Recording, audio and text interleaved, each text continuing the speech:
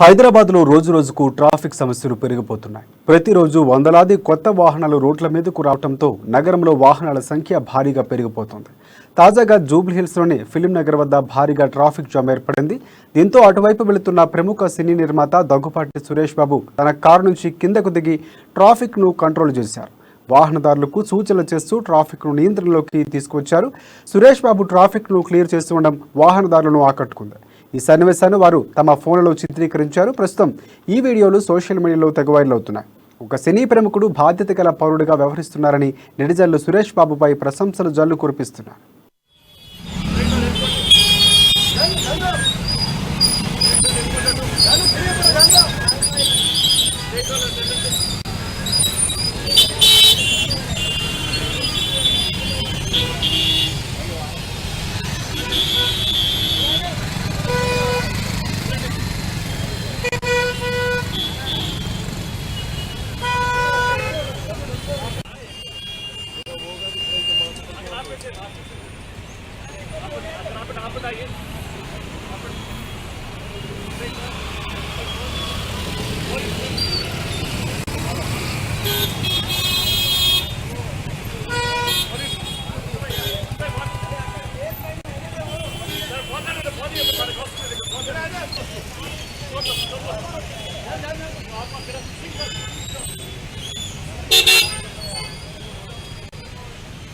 road